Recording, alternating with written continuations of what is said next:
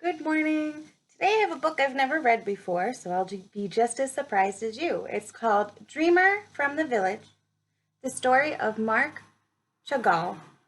And it is written by Markel and illustrated by Emily Lisker. If you look, I'm like rotating the book because I like what the author and illustrator did with the words. Dreamer from the Village. Oh, I like this picture.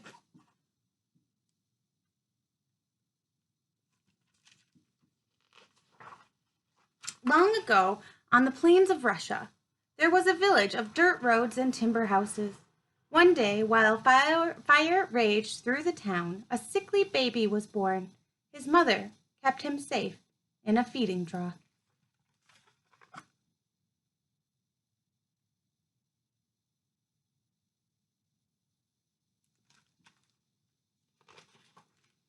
The baby was named Moshi, but later he was called Marc. As a little boy, he roamed the streets, clutching a hunk of buttered bread in his fist. Rabbis and schoolboys walked off to the herder, musicians and tradesmen trotted past, and women came out of shops, their baskets laden with cones of sugar and candles wrapped in blue paper.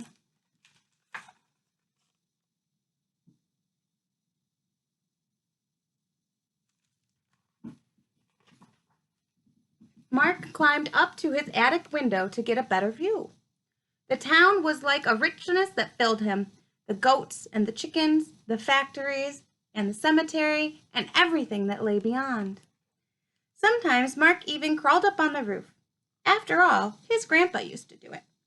Marc heard that on Skoloth, or Simchas Torah, the old man could be found perched on his chimney pipe, munching carrots, especially in nice autumn weather.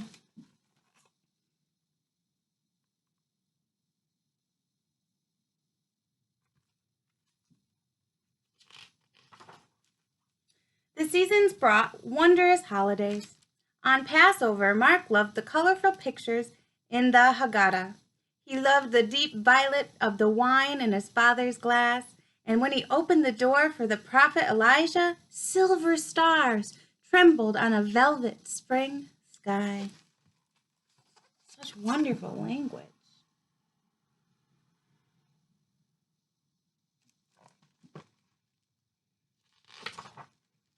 Marc knew he was different from other boys. He saw things they didn't see. On Sabbath, enchanted by the singing of prayers, Marc saw houses floating. Once, as his uncle fiddled him a tune, the ceiling opened. Marc saw the clouds in the evening sky and smelled the stable in the fields. And one afternoon, the color of his uncle's skin drifted out the window, onto the street, and rested on the cupola of the church.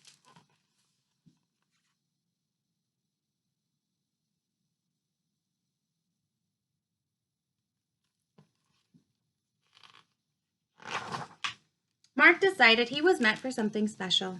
He didn't want life like his father's. His papa rose at dawn to pray in temple, then spent the day hauling barrels of herring at a factory. At night, he came home with frozen hands, clothes wet with brine, and too tired to eat dinner. At Herder, Marc forgot his lessons an hour after he learned them. In high school, he failed all his subjects but drawing and geometry, the study of shapes. What was to become of the boy? The circles, lines, and angles seemed to take him somewhere. Using burlap bags for canvas, Marc began to draw. There's his papa.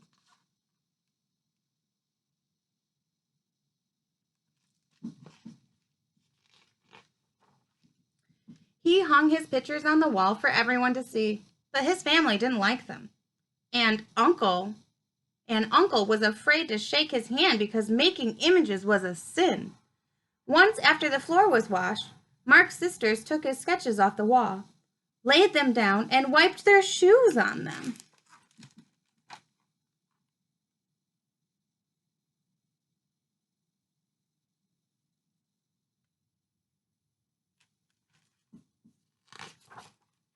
But Marc kept drawing. One day, as his mother was making bread, he seized her floury elbow and cried, I want to be a painter. I can't be a clerk in the warehouse or an accountant or a butcher. Save me!"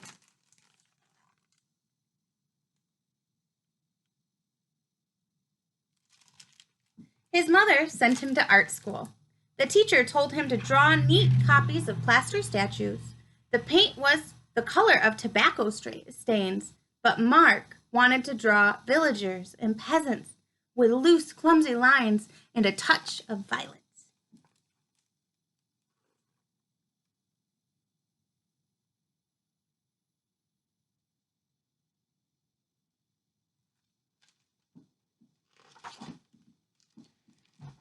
Mark took more lessons at St. Petersburg. He didn't have money for a room, so he shared beds with people, slept on their couches, or in cubbyholes under the stairs.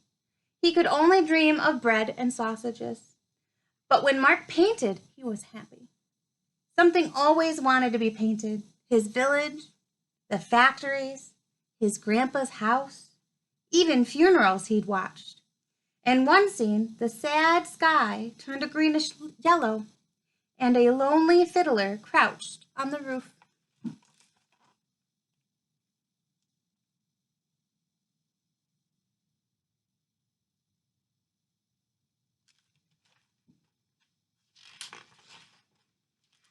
During a visit home, Mark met a woman named Bella.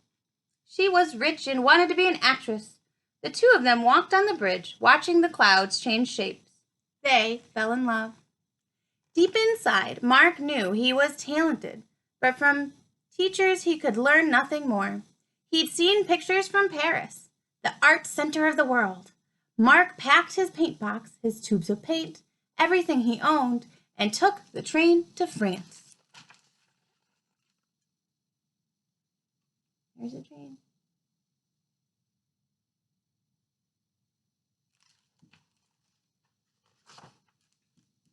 Paris was a thrill. In Russia, the sky was weak and dreary, but here the sun bathed everything in light. Mark rushed through the Louvre to see all the paintings. He spent hours in art galleries, staring at the pictures. Some had bold colors and tilting shapes. They gave him ideas.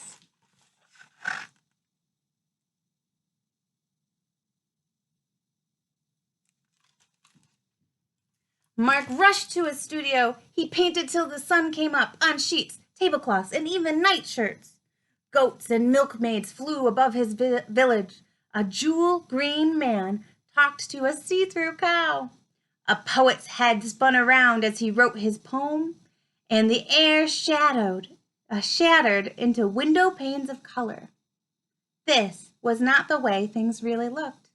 It was how they made him feel.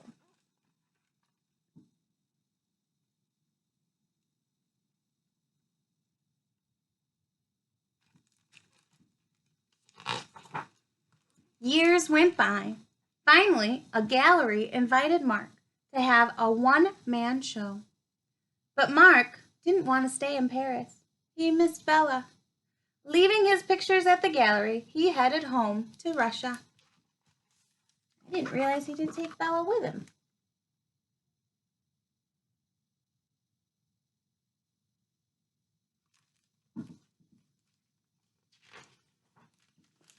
On his birthday, Bella came over. When he opened the door for her, he saw blue air, love, and flowers float in. 3 weeks later, they had a wedding. Happy couples soared through Mark's canvases. The village shone like an emerald.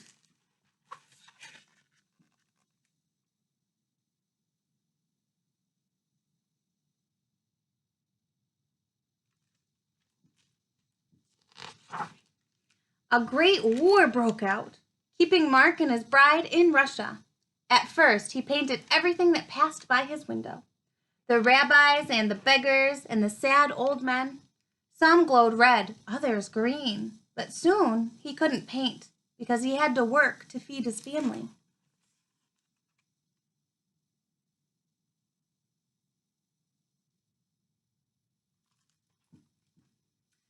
One day, 80 years after he left France, Mark received a letter from an old friend.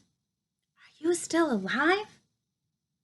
It said, "Do you know you're famous here? Your pictures are selling for high prices."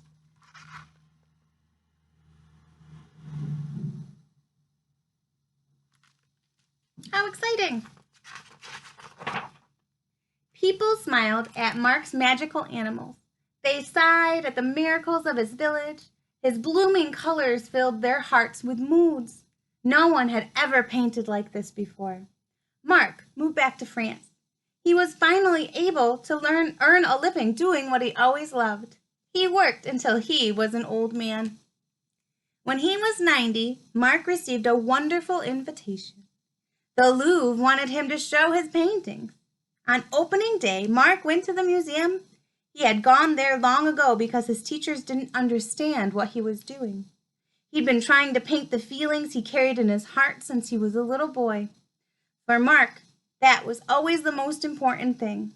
It made him one of the greatest painters in the world.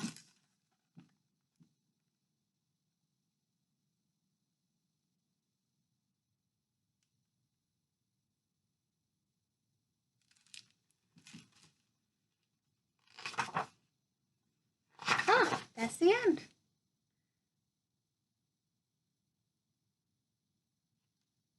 So this is an autobiography, which means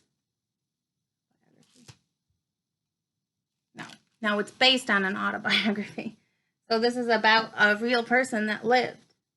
Marc Chagall was one of the first artists to express the inner world of dreams, fantasies, and memories. His work is known for its luminous colors and magical imagery. Here's a picture of his actual work. I love it. All right, guys, you have a good rest of your day.